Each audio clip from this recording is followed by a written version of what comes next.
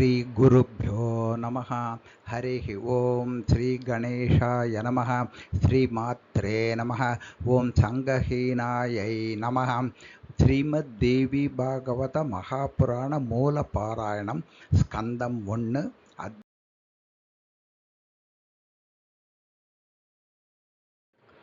ओं नमः चण्डिकायै ऋषयौ ऊचुः सन्देहोऽत्र महाभाग कथायां तु महाद्भुतः वेदशास्त्रपुराणैश्च निश्चितं तु सदा बुधैः ब्रह्मा विष्णुश्च रुद्रश्च त्रयो देवा सनातनाः नातः परतरं किञ्चित् ब्रह्माण्डेऽस्मिन् महामते ब्रह्मा सृजति लोकान् वै विष्णुपाद्यखिलं जगत् रुद्रः संहरते काले त्रय एतेऽत्र कारणम् एका मूर्तिस्त्रयो देवा ब्रह्म विष्णु महेश्वराः रजःसत्त्वतमोभिश्च संयुता कार्यकारकाः तेषां मध्ये हरिश्रेष्ठो माधवपुरुषोत्तमः आदिदेवो जगन्नाथः समर्थः सर्वकर्मसु नान्यः कोऽपि समर्थोऽस्ति विष्णोरतुलतेजसः स कथं स्वापितः स्वामी विवशो योगमायया गतं तस्य विज्ञानं जीवतश्चेष्टितं कुतः सन्देहोऽयं महाभाग कथयस्व यथा शुभं का सा शक्ति पुरा प्रोक्ता यया विष्णुर्जितप्रभुः कुतो जाता कथं शक्ता का शक्तिर्वद सुव्रत यस्तु सर्वेश्वरो विष्णुः वासुदेवो जगद्गुरुः परमात्मा पर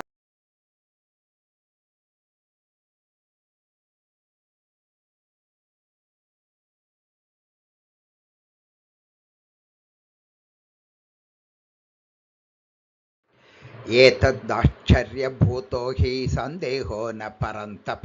छिन्दी ज्ञानासिना सूत व्यासशिष्यमहामते सूत उवाच सन्देहं विनत्येनं त्रैलोक्ये सचराचरे मुह्यन्ति मुनयः कामं ब्रह्मपुत्रा सनातनाः नारदकपिलश्चैव प्रश्नेऽस्मिन् मुनिसत्तमाः किं ब्रवीमि महाभाग दुर्घटेऽस्मिन् विमर्शने देवेषु विष्णुकथितः सर्वगः सर्वपालकः यतो विराडितं सर्वम् उत्पन्नं सचराचरं ते सर्वे समुपासन्ते नत्वा देवं परात्परं नारा तथा केचिन्महादेवं शङ्करं शशिशेखरं त्रिनेत्रं पञ्चवक्त्रं च शूलपाणिं वृषध्वजं तथा वेदेषु सर्वेषु गीतं नाम्ना त्र्यम्बकं कपर्दिनं पञ्चवक्त्रं गौरीदेहार्धधारिणं कैलासवासनिरतं सर्वशक्तिसमन्वितं भूतवृन्दयुतं देवं दक्षयज्ञविघातकं तथा सूर्यं वेदविदः सायं प्रातर्दिने दिने मध्याह्ने तु महाभागाः स्तुवन्ति विविधैस्तवैः तथा वेदेषु सर्वेषु सूर्योपासनमुत्तमं परमात्मेति विख्यातं नाम तस्य महात्मनः अग्निः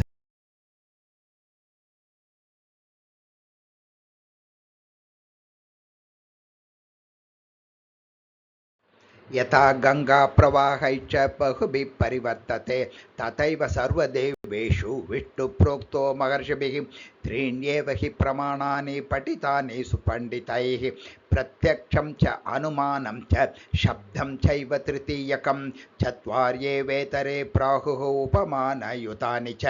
अर्थापत्तियुतान्यन्ये पञ्चप्राहुर्महादयः सप्त पौराणिकाश्चैव प्रवदन्ति मनीषिणः एतैः प्रमाणैरनुज्ञेयं यद् ब्रह्म परमं च तत् वितर्कश्चात्र कर्तव्यो बुद्ध्या चैवान्गमेन च निश्चयात्मिकाया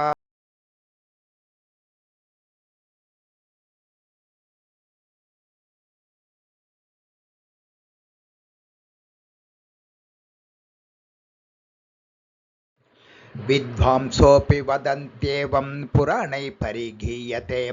गृहिणी सृष्टिशक्तिश्च हरोपालनशक्तियुता हरे संहारशक्तिश्च सूर्ये शक्तिप्रकाशिका धराधरणशक्तिश्च शेषे कूर्म तथैव च साध्या शक्तिपरिणता सर्वस्मिन्या प्रतिष्ठिता दाहशक्तिस्तथा वह्नैः समीरे प्रेरणात्मिका शिवोऽपि शवतां याति कुण्डलिन्या विवर्जितः शक्तिहीनस्तु यः कश्चित् असमर्थस्मृतो बुधैः एवं सर्वत्र भूतेषु स्थावरेषु चरेषु च ब्रह्मादिस्तंभ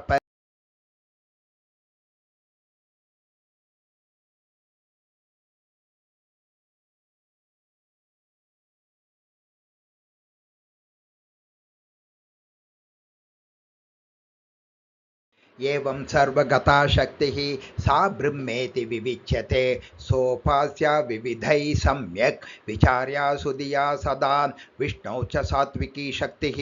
तया हीनोऽप्यकर्मकृत् गृहिणी राजसी शक्तिः यया हीनो ह्यसृष्टिकृत्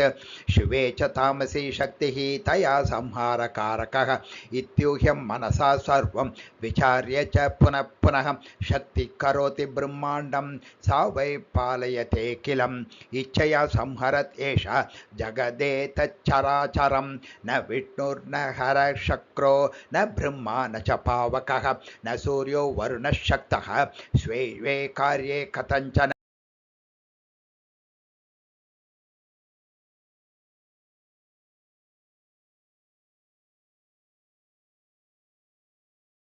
सगुणा निर्गुणा सा तो द्विता प्रोक्ता मनीषिभिः सगुणा रागिभिः सेव्या निर्गुणा तु विरागिभिः धर्मार्थकाममोक्षाणां स्वामिनी सा निराकुला ददाति वाञ्छितान् कामान् पूजिता विधिपूर्वकं न जानन्ति जना मूढाः तां सता मायया वृताः जानन्तोऽपि नरा केचिन् मोहयन्ति परानपि पण्डिता स्वेदरार्थं वै पाखण्डानि पृथक् पृथक् प्रवर्तयन्ति कलिना प्रेरिता मन्दचेतसः कलावस्मिन् महाभाग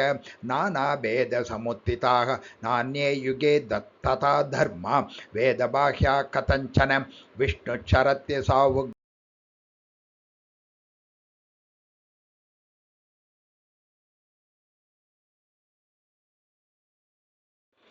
कामयानाः सता कामं ते त्रयः सर्वदैव हि यजन्ति यज्ञान् विविधान् ब्रह्म विष्णुमहेश्वराः ते वै शक्तिं परां देवीं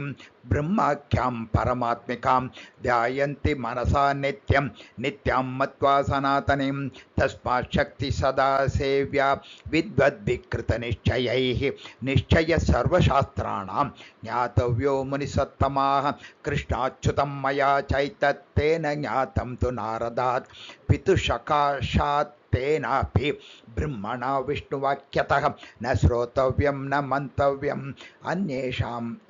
वचनं बुधैः शक्तिरेव सदा सेव्या विद्वद्विकृतनिश्चयैः प्रत्यक्षमपि द्रष्टव्यम् अशक्तस्य विचेष्टितम् अतः सर्वेषु भूतेषु ज्ञातव्या शक्तिरेव हि इति श्रीमद्देवी भागवत महापुराणे अष्टादशसाहस्र्यां संहितायां प्रथमस्कन्धे आराध्य निर्णयवर्णनो नाम अष्टमोऽध्यायः।